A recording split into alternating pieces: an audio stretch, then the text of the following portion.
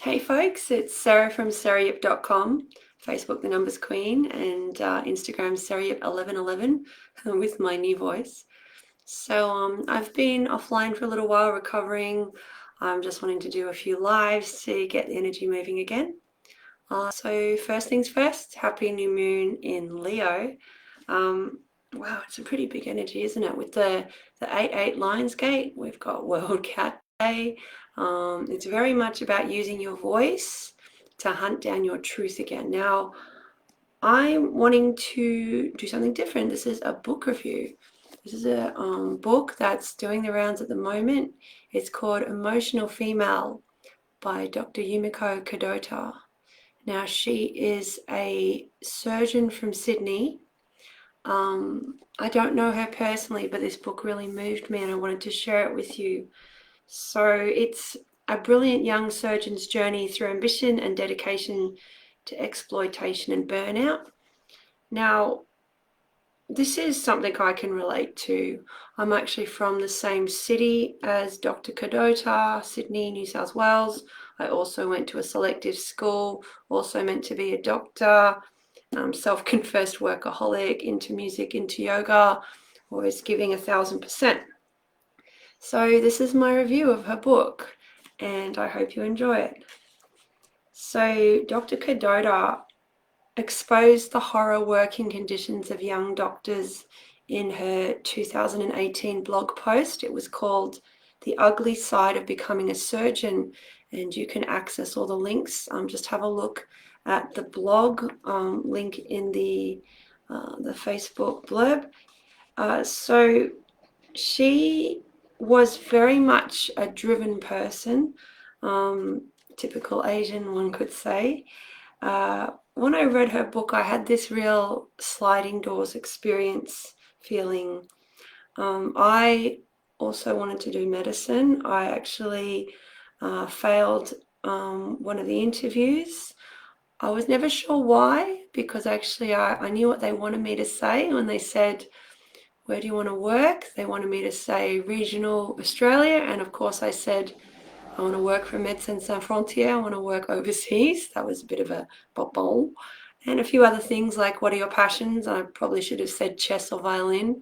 And instead I talked about circus juggling. So there's a few obvious things. And it was only until this week that I sat with that and I thought, if I was a doctor, I would have actually quit medicine right about now.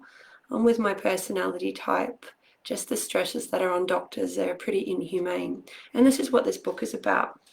So essentially, doctors, they're supposed to be superhuman.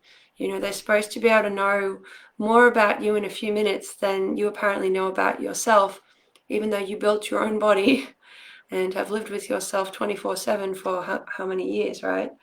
So there's incredible expectations on doctors, and that's from inside and outside. Obviously, medicine attracts highly driven people, but also you may or may not be aware there's a lot of mental health issues in the profession. So obviously it attracts people who believe in themselves to begin with, and then when they have experiences such as depression, there's a huge stigma against doctors getting help. Firstly, because they'd often be being treated by people they know in the same hospital, as happened to Dr. Kadota, which is their worst nightmare. Also, they may be afraid of losing their license, and perhaps even just the way their brain is wired, they think that they can somehow fix themselves. So we have this disastrous combination for burnout, where there's so much pressure on them. As we know right now, it's even higher, and at the same time they don't feel able to ask for help, and this book is about hopefully changing that. What I found confronting about this book was this kind of double standard the author actually had for herself. So she has incredible patience and kindness with her colleagues and the people she treats, but she pushes herself to the brink, something I can relate to as an 11 life path. There's a lot of stories of abuse. It was kind of hard to believe, but just patterns of sexual assault. There's a surgeon who stamps on a junior doctor's foot and actually breaks it, and she feels unable to complain, and a lot more things like that.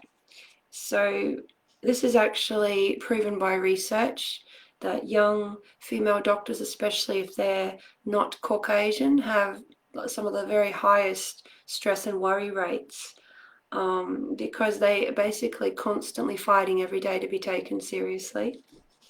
If you are a doctor, you're in the medical profession, you're wanting your children to become one, you have an interest in what goes on behind the scenes in hospitals, if you're interested in women's rights and racism, recovering from a toxic workplace, I would encourage you to consider looking into this book, or at least checking out some of Dr. Kadota's articles. Again, I've linked to all of that in the Facebook Live blurb.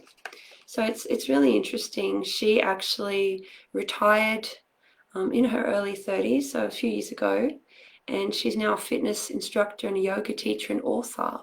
So I would actually wonder if she sees the 1111 and repeating numbers, and if she's one of the flippers. So people who see repeating numbers generally are those who spirit finds hard to convince of its existence. So because they walk past the feathers and they don't notice the nudges and goosebumps, spirit sends these repeating number codes like 1111, 555, etc., because that's unmistakable proof. And after a while, the patterns really start to open up consciousness. And yes, I was one of those people. I was a scientist and really didn't believe in, I suppose, new age things. Here I am eating humble pie. So here are some of the quotes that really moved me from this book. There have been some changes to the way in which we talk about burnout, which is promising. Whereas in the past we spoke about things like individual resilience, basically suck it up, we now know that this is an occupational phenomena that requires institutional leadership and responsibility. Essentially, as they say, the fish rots from the head down. And when you have unrealistic expectations, everyone's trying to please everyone else. We're all chasing our tail. And in the end, it's the patients who suffer. So this is a really important issue to look at. Moral injury, that was my aside.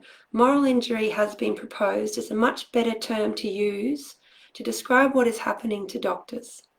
Semantics aside, Dr. Kadota, the author, welcomes the shift from blaming the individual to looking at systemic factors. When it comes to the canary in the coal mine, the solution is not to make stronger canaries. Can you relate to that? That's a real theme for this month. And actually my next video will be a forecast for August. So let's look at the numerology, something different. So Dr. Kadota's full name adds, well, that I'm aware of, adds to 47, which adds to 11, the master number, the spiritual messenger. I also call it don't shoot the spiritual messenger. Now 11 looks like an equal sign, and it is about building bridges between different types of people in heaven and earth. So she has this beautiful spiritual 11 name, double endings, double beginnings. It's interesting that she quit her job in 2018, which was an 11 year, and that really was a huge turning point for anyone with 11 energy. So it's interesting because her name has that 47 vibration. If you want to know how to calculate your name numerology, you can go to my site, seriyip.com. Go to Find Your Life Path, and there's a table there with the alphabet and numbers, or you can buy one of my webinars on the topic. I think it's about $33. So her name has the same frequency as the phrases mental health, mental illness, and meditation. So I would say she's doing a very good job of living up to her spiritual potential, because your name is how you make a name for yourself.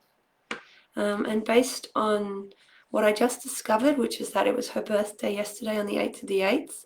What do you know? I was writing an article on her birthday. It appears that she's a very rare life path of 41/5. Now, fives are having a massive year in 2021. This is a universal 5 year. And another famous 41/5 is the author Elizabeth Gilbert, Liz Gilbert, who wrote Eat, Pray, Love. And it was actually at 41 that was turned into a movie. So I would wonder, I think there's big things ahead for Dr. Kadota, or Yumiko, or Miko as she calls herself. And I just want to thank her for writing this really fascinating, cathartic and powerful book. I'm sure it's going to help a lot of people. Look, I hope you've enjoyed this little book review with some numerology. Feel free to comment if you'd like to know more. And again, this is a full blog on my site, sarayip.com. So I'll be back next with a little August forecast. Just give me a couple of minutes break. This is Sarah from sarayip.com, Facebook The Numbers Queen, and Instagram Sarayip1111. Double peace signs to you all.